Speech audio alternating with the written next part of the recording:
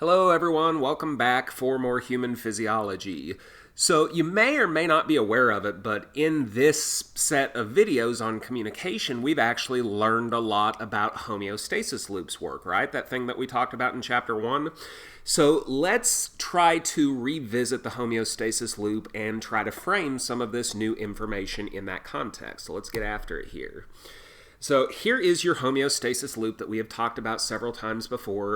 So, of course, the stimulus is going to be whatever starts the loop, right? So we talked about homeostatic parameters, blood pressure, blood glucose, how much oxygen is in the blood, body temperature, skin temperature. So we're not really lacking for examples there. So your stimulus is going to be whenever one of those parameters goes above its normal range or below its normal range. So something's too high or something's too low.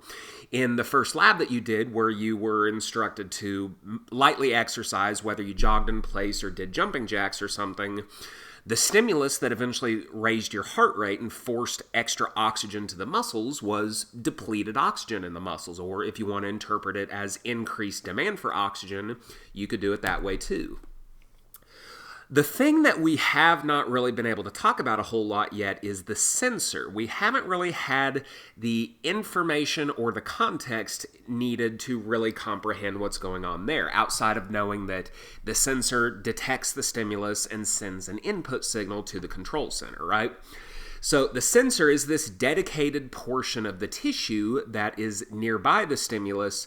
It is constantly monitoring that particular parameter that eventually is going to cause the stimulus. And then the input signal, which, here's a new term, the input signal is not something that we're going to keep using. So we're not going to keep calling it the input signal. Eventually, we're going to start calling it by its proper name, which is the afferent signal. So just be prepared for that. So an afferent signal is a signal that is sent from a sensor in the direction of your control center. Usually that's going to be some component of the central nervous system, whether it's the brain or the spinal cord, it just depends. Usually it's going to be the brain, but not always. The output signal, which we're eventually going to start calling the efferent signal, so afferent goes to the control center and efferent goes away from the control center. This is a signal, the efferent signal, that goes from the control center to the effector. The effector being whatever tissue, gland, or organ is responsible for returning the variable back to normal and ending the stimulus via negative feedback. In the case of that homeostasis lab that we did when you were exercising, the effector was the heart, because it received the efferent message from the brain.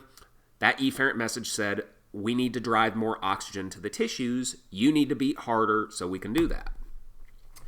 So we want to focus in on the sensors here because, like I said, we have not really had all the information we need to fully comprehend what these things are doing. So the idea here is that how does the body really sense that something is off kilter? How do we really know that something is too high or too low? Well, permit me to hopefully not confuse you too much here, although some confusion here is going to be natural. Sensors are sometimes referred to as receptors, and the reason why that's potentially confusing is because we've just got done talking about receptor this, receptor that in the ligand-receptor relationship. So the question is, are these receptors the exact same thing? Well, mostly no, but a little bit yes, so let's clarify that. So sensory receptors are not proteins that bind to ligands, certainly not like what we have been talking about. So these sensory receptors, they are not actually proteins, they are whole cells themselves. They are specialized cells that will respond to sensory changes in the environment, whether it is a change in light intensity. If you're talking about your eyes, there are cells in the back of your eye that sense that light. Blood pressure, there are specialized blood pressure sensing cells in the carotid and aortic arteries in your cardiovascular system that are constantly measuring blood pressure.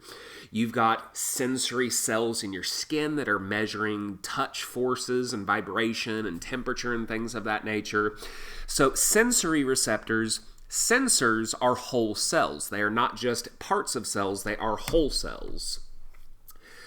There are plenty of sensors in the brain, particularly in the hypothalamus, which we will talk about in chapter 17, a lot of our sensors are more in kind of peripheral areas of the body. They are basically kind of spread out so that they can measure and respond to stimuli that happen all over the body.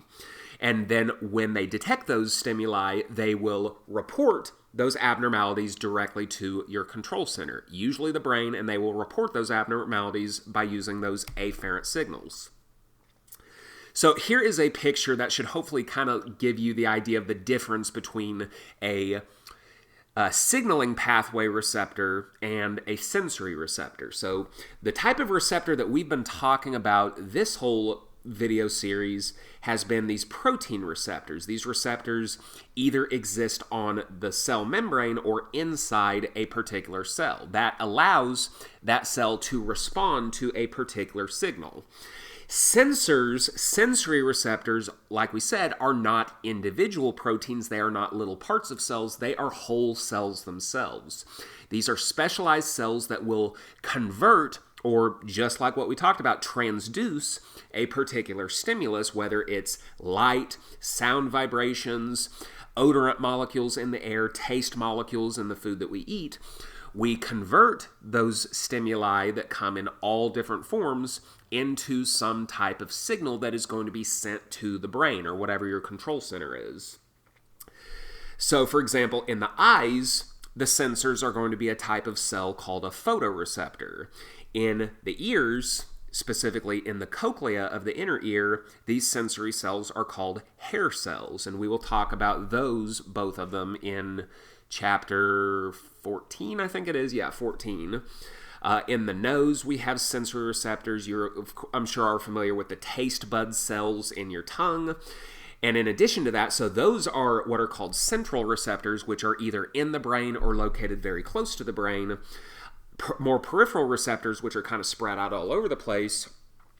We've got chemoreceptors for detecting changes in body fluid pH, how much oxygen or carbon dioxide is in the blood. We've got osmoreceptors for detecting changes in blood osmolarity, which, as we talked about in chapter 3, that's kind of an important thing. We don't want our cells swelling up and bursting or shriveling up and dying. We've got thermoreceptor cells for detecting changes in temperature. We've got baroreceptor cells for detecting changes in blood pressure and things of that nature. Proprioceptors for detecting changes in our body's relative position as kind of relative to the ground. We've got mechanoreceptors, which help us to detect things like pain and touch and different types of touch and vibration and things of that nature. So sensors are cells. Cell membrane receptors are proteins. They are a little tiny piece of a cell. So that is what we were talking about there. And now that we know a little bit more about sensors, we can clarify a point that we made in chapter 1. So if you'll recall, one of the major things that we introduced in chapter 1 is the concept of a normal range, basically meaning as long as a parameter is within that normal range, your homeostasis loop, whatever it may be, is going to be off. There's no need to fix a parameter if it's within that normal range. Now, if it goes above the normal range, it's time to turn on a negative feedback loop to bring it back down. If it goes below the normal range, again, it's time to turn on a negative feedback loop to bring it back up. And we talked about the importance and necessity of having two different loops, one for when it gets too high and one for when it gets too low. So back then, I may have framed this in the wrong way. Here's how I probably framed it. Basically, I probably said that, okay, the reason why we don't turn on these loops and the reason why we permit a pretty broad normal range is because we're playing it smart, right? We're conserving energy. We don't want these things on all the time, kind of like how you don't want your heater or your air conditioner on all the time. So we're playing it smart. There's no need to ring the alarm bell just because your body temperature is 38 instead of 37 or 36 instead of 37, right? Well, this isn't necessarily a case of your body playing it smart. What the issue is here is that sensors are really, it's kind of a misnomer. Sensors are really not that sensitive, right? So sensors kind of have thresholds. Thresholds for what they can really perceive is different from the set point. So if you look at this graph here, I don't know what this graph is really trying to represent here because it's showing the set point at 30 degrees Celsius, so I don't know if it's talking about like yeast cells, because it's certainly not talking about a human here, but just pretend that set point's at 37, and we can pretend that we're talking about a human here. So if our set point's at 37, we permit the normal range to, say, go as high as 38 or as low as 36, right? So here's the deal. You've got these thermoreceptors that measure your core body temperature in your hypothalamus.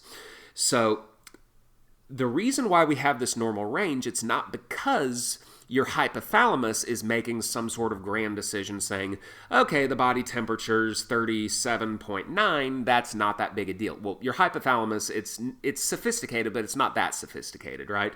So the reason why the hypothalamus isn't going to start ringing the alarm bell until we get above 38, it's not because it's playing it smart up until then. It's because the hypothalamus cannot tell the difference between 37.8 and 37. It cannot tell the difference between 37 and 36.1, right?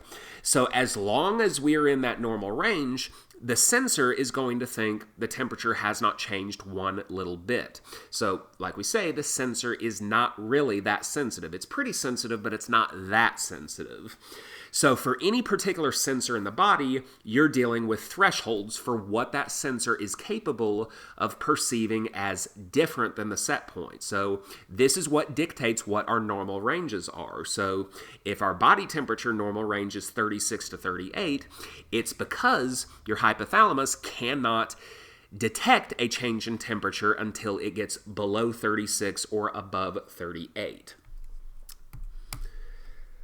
All right, so that's going to do it for this particular video. We have one more video in this video series, and we are going to, with all of our new information at our disposal, we are going to talk about specific types of reflexes in the body, all for the sake of maintaining homeostasis.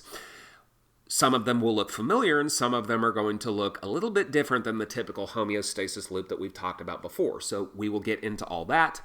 I will go ahead and sign off for now. See you next time, and bye-bye.